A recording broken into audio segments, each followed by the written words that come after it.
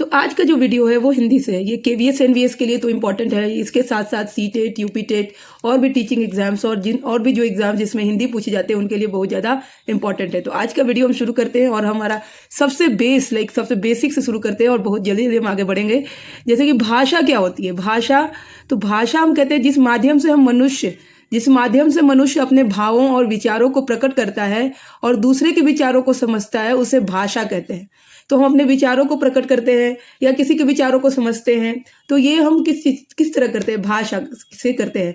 और ये भाषा ऐसा नहीं कि सिर्फ बोल के ही करेंगे, और इसको हम बोल कर करते हैं, लिख कर सकते हैं, और कभी कभी हम इसको किसी सांकेतिक रूप में भी करते हैं। तो ये सारे ही क्या हुए, रूप हुए, भाषा के रूप हुए। तो एक तो बोल कर करेंगे तो उसको मौखिक भाषा कहेंगे। बोल कर करने वाले भाषा को अगर हम इसके रूप के बारे में बात करें तो जो बोल कर जो भाषा का यूज करेंगे उसको हम मौखिक रूप कहते हैं। क्या बोलेंगे उसको? मौखिक रूप, भाषा का मौखिक रूप। और इससे हम अपने भावों को बोलकर समझाते हैं और दूसरे लोग उसको सुन के समझते हैं। और इसमें हम 98% जो है भाषा का उपयोग बोल कर किया जाता है, क्योंकि हर चीज़ हम लिख के तो किसी को देंगे नहीं, संकेत से भी नहीं बोलेंगे। तो बहुत सारी चीज़ें जैसे होगी, अगर टेलीफोन पे बात कर रहे हैं, सामने बात कर रहे हैं, ये सब कैसे होगा? किसी चीज़ का अनाउंसमेंट कर रहे हैं तो ये क्या होगा? यहाँ पे 98% भाषा का यूज़ हम बोलकर ही करते हैं। दूसरा हो जाएगा लिखित, यानी लिखित रूप। एक लिखित रूप भी होगा, जी हाँ, जिसमें हम लिख कर करते हैं, तो ये लिखित रूप हो जाएगा। और लिखित रूप भी बहुत उपयोगी होता है, जिसमें हम बात को अपने लिखकर श्रोता तक या सामने वाले तक पहुंचाते हैं। ठीक है, जैसे पत्र हो गया, निबंध हो गया, लेख, प्रतिवेदन, संवाद लेखन, सार लेखन, ये सभी क्या हो गए? ये सभी लिखित रूप के भाषा में आएंगी। ठीक है, तो लिखकर और पढ़कर विचारों के आदान प्रदान को हम क्या कहते हैं? उसको हम लिखित भाषा कहते हैं, लिखित भाषा। इसके अलावा जो होगा वो होगा हमारा सांकेतिक भाषा, जो संकेत के रूप में हम करेंगे, उसको सांकेतिक भाषा कहेंगे। अपनी बातों को दूसरे तक पहुंचाएंगे, उसको हम क्या कहेंगे? सांकेतिक भाषा कहेंगे। ठीक है। चलिए, ये तो हो गए भाषा के कुछ रूप। ऐसे भाषा के बहुत सारे प्रकार होते हैं, जिसमें हम व्यवहारिक अथवा संपर्क भाषा बोल सकते हैं, मानक हिंदी भाषा, मातृभाषा किसको बोलते हैं? जो कि हम अपने घर में बोलते हैं। इसको माँ के द्वारा बोली गई भाषा बोलते हैं। माँ अथवा परिवार से ग्रहण की गई भाषा को मातृभाषा कहते हैं, ये हम जानते हैं। राष्ट्रभाषा जो होता है वो राजभाषा। अब हमारे पास जो आया वो है राजभाषा। तो राजभाषा थोड़ा इंपॉर्टेंट है, इसलिए मैं इसको बता दे रही हूँ, बाकी उतना नहीं है। राजभाषा क्या होता है? तो राजभाषा अर्थात शासन की भाषा। ये इसको क्या कहेंगे हम? शासन की भाषा इसको बोलते हैं, राजभाषा को। यानी कि सरकारी कामकाज में उपयोग होने वाली भाषा जो होती है वो राजभाषा कहलाती है। और हमारे संविधान में 14 सितंबर या 14 सितंबर को, हमारे संविधान में 14 सितंबर 1949 को देवनागरी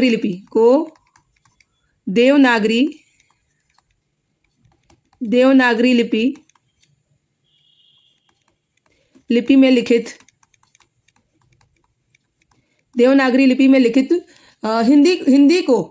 हिंदी जो है, हिंदी भाषा हमारी, हिंदी को क्या कहा गया? हिंदी को केंद्र की राजभाषा, जी हाँ, राजभाषा का दर्जा दिया गया।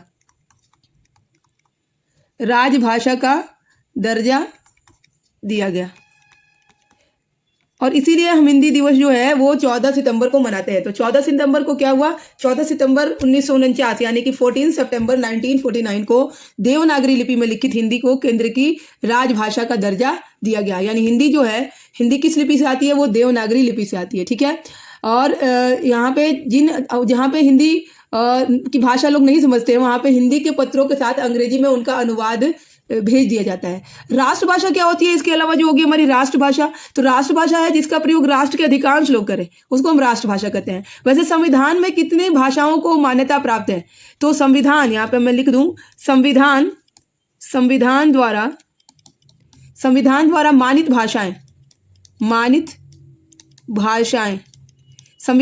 मानित भाषाएं कितनी है? तो वो 22 है। 22 भाषाओं को संविधान ने मान्यता दी है। असमिया, बंगला, बोडो, डोगरी, गुजराती, हिंदी, कन्नड़, कश्मीरी, कोंकणी, मैथिली, मलयालम, मणिपुरी, मराठी, नेपाली, उड़िया, पंजाबी, संस्कृत, संथाली, सिंधी, तमिल, तेलुगु और उर्दू, इन भाषाओं को मान्यता प्राप्त हो गई है। तो ये तो भाषाएं होगी। अब देखिए हम देखते हैं लिपि। लिपि किसको कहते हैं? तो लिपि जो होती है मौखिक ध्वनियों को जिन चिन्हों के माध्यम से एक विशेष व्यवस्था में प्रस्तुत किया जाता है उसको लिपि कहते हैं।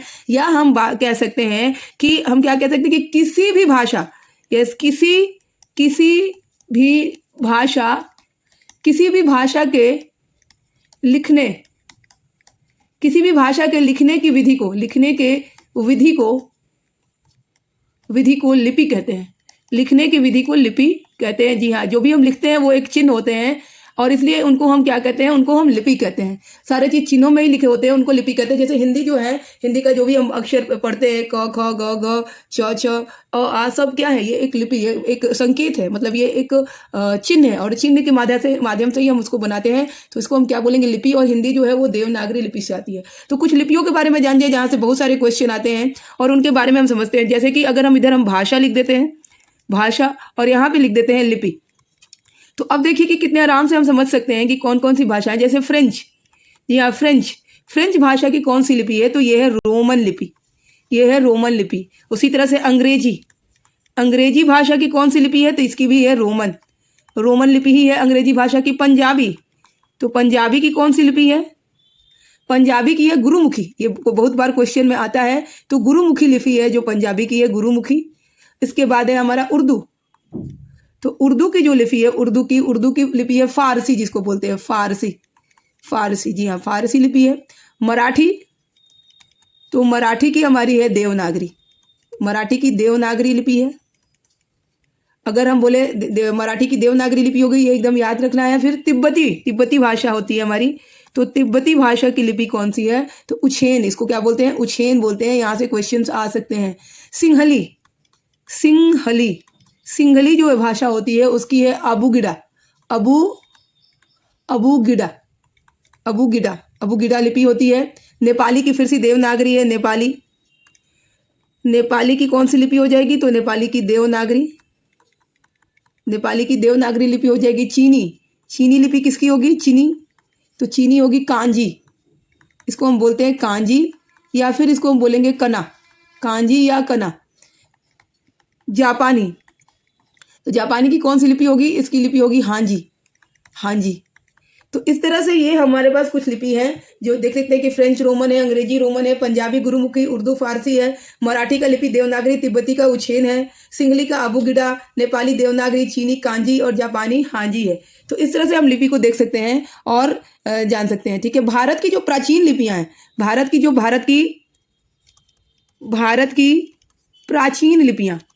प्राचीन लिपियां, सबसे प्राचीन कौन सी लिपियां हैं ये हम देख ले। भारत की प्राचीनतम लिपियां में जो होगा, तो भारत की प्राचीनतम लिपि का नाम है ब्राह्मी लिपि। तो ये कौन सी लिपि है? ब्राह्मी लिपि है, जो ये याद रखना है, ब्राह्मी। यस, ये कौन सी लिपि होगी? ब्राह्मी लिपि जो है ये भारत की प्राचीनतम लिपि है।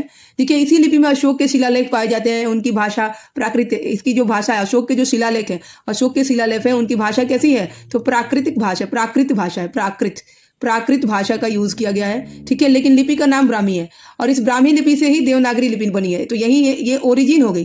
क्या हो गई? ये ओरिजिन हो गई किसकी? देवनागरी लिपि की। देवनागरी लिपि जो है उसकी ओरिजिन क्या हो गई? ब्राह्मी लिपि। हमारी जो देवनागरी लिपि है वो ब्राह्मी लिपि से ही उसका विकास हुआ है। ठीक है, एक और लिपि है जिसमें अशोक के शिलालेख पाए जाते हैं, जो है खरोष्ठी लिपि।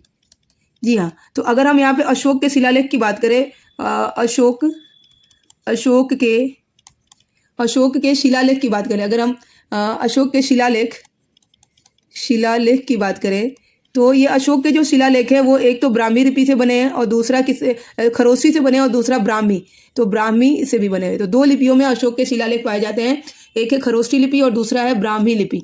ज़्यादातर अशोक के शिलालेख जो है वो ब्राह्मी लिपि के ही हैं और कुछ खरोष्ठी लिपि के भी मिले हैं। ठीक है, तो ये तो हमने लिपियों और भाषाओं के बारे में जाना। अब हम थोड़ा सा वर्ण विचार के बारे में जानते हैं। वर्ण विचार यहाँ से बहुत सारे क्वेश्चन, स्पेशली यूपी टेट और सी टेट में तो भर के क्वेश्चन यहाँ से आते हैं। तो क्या होता है कि शब्द का सबसे छोटा खंड, जिसके और खंड ना हो सके, उसे वर्ण कहते हैं। तो यहाँ पे हम देख ले, यहाँ पे लिख देते हैं शब्द का सबसे छोटा खंड, जिसके जिसके और खंड ना हो सके उसे वर्ण कहते हैं। ठीक है, अब वर्ण को हम तोड़ नहीं सकते हैं, वर्ण सबसे छोटा होता है। ठीक है, ई, छोटी ई, बड़ी ई, छोटा ऊ, बड़ा ऊ, री ए ए ओ और अंग अ। इसमें अंग अ जो होते हैं, अंग और अ, इन दोनों को हम कहते हैं अयोगवा। ठीक है, अयोगवा। अंग को अनुस्वार कहते हैं, अंग को क्या कहते हैं, अनुस्वार। और अ को क्या कहते हैं, अ को कहते हैं विसर्ग, अ को विसर्ग कहते हैं। और दोनों को एक साथ हम क्या कहेंगे, अयोगवा। इनको एक साथ हम कहेंगे अयोगवा। अंग को अनुस्वार और अह को विसर्ग कहते हैं। ठीक है, इसके अलावा जो है हमारे पास है ये व्यंजन। तो जो हमारा टोटल हो गया, टोटल स्वर का नंबर हो गया, ये तो 11 हो गए और 2 अयोगवा हो गए, तो टोटल हमारा हो गया 13। ठीक है, अब हम व्यंजन देखते हैं। तो व्यंजन में हम देख सकते हैं कि क ख ग घ है, क से ज्ञ तक। तो ये व्यंजन में क ख क वर्ग, च वर्ग, ट वर्ग, त वर्ग, प वर्ग है। उसके बाद है ये हमारा यर लव को हम क्या कहते हैं कि यर लव आता है, ये वाला जो पार्ट है हमारा यर लव, इसको समझ जाएंगे हमने तो बहुत। इसको हम कहते हैं, यर लव को हम कहते हैं अंतस्थ व्यंजन, या इसको अंतस्थ व्यंजन कहते हैं।